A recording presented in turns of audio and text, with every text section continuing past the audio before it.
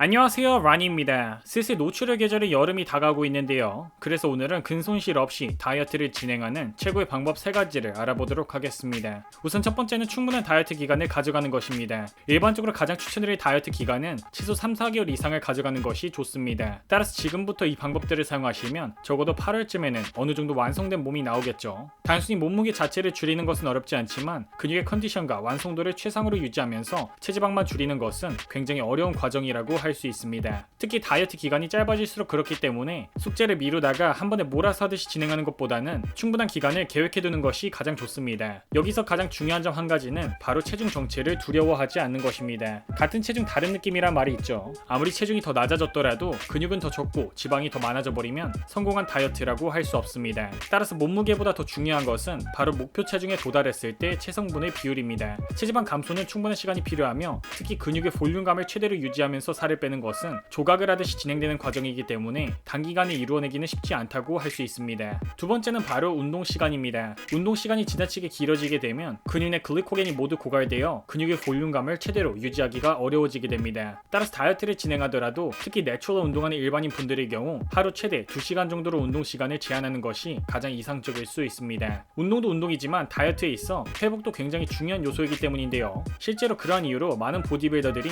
다이어트를 할 때 운동만 빡세게 진행하는 것이 아니라 신체의 회복과 컨디션 향상을 위해서 굉장히 많은 신경을 쓴다고 합니다. 처음부터 굳이 유산소 운동을 시작할 필요도 없는데 근력 운동만으로도 체지방 감소는 충분히 가능하기 때문입니다. 따라서 가장 이상적인 방법을 추천드리면 처음에는 근력 운동과 식단 조절로 다이어트를 진행하다가 체중 정체기가 왔을 때 유산소 운동을 추가하는 것입니다. 만약 처음부터 유산소 운동을 해왔다면 정체기가 왔을 때 거기서 식사량을 더 줄이거나 유산소 운동 시간을 늘려야 하지만 그동안 웨이트 운동만 해오셨다면 유산소 운동을 추가하는 것만으로도 정체기를 극복하는 데 굉장히 큰 도움이 될 수 있습니다. 마지막은 바로 식단입니다. 이전 영상에서는 운동 볼륨을 유지하면서 식사량을 감소시키는 방식을 추천드렸었는데요.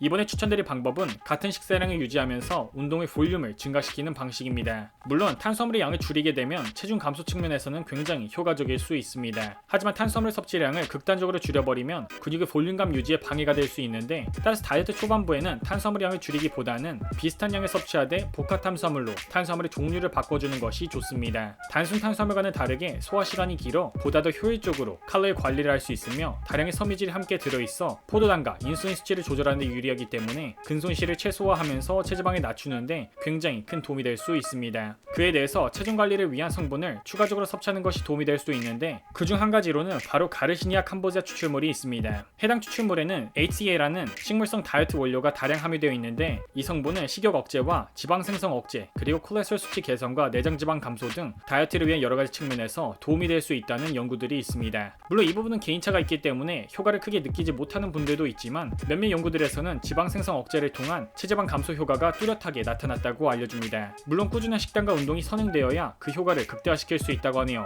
일각에서는 해당 성분이 간독성의 위험이 있다고 주장하기도 하지만 대부분의 경우 특정 약물들과 함께 복용했을 때 생기는 것이며 설령 부작용이 있다고 하더라도 섭취 중단 시 원래 상태로 회복되었다고 전문가들은 말합니다. 따라서 간 건강에 문제가 있거나 따로 섭취하고 계시는 약물이 있으신 분들은 개인 전문가의 상담을 먼저 받아보시고 섭취 여부를 결정하시는 것을 추천드립니다. 이 외에도 체지방 감소 과정에 있어서 장내 유산균 또한 매우 중요한 역할을 차지하는데 피토틱스 레드에 들어있는 GM029 유산균의 경우 미국의 여러 국가들에서 비만 치료 특허를 받은 성분으로 연구를 통해 체중과 중성지방 그리고 콜레스테롤 감소에 도움이 되는 것을 알 수 있었습니다. 이번 4월 25일 월요일부터 4월 26일 화요일 이틀간 일반인 클래스 라니 구독자분들만을 위해서 가르시니아 캄보자 추출물과 GM029 유산균이 조합된 피토틱스 레드 4+2 이벤트를 진행한다고 합니다. 오직 해당 영상 설명란 혹은 댓글란의 링크를 통해서 구입하셔야 이벤트가 적용된다고 하는데요. 다이어트 유산균이 필요하신 분들은 이번 기회에 할인가에 구매하시면 좋을 것 같습니다. 구독자분들 모두 건강하시고 득근하세요.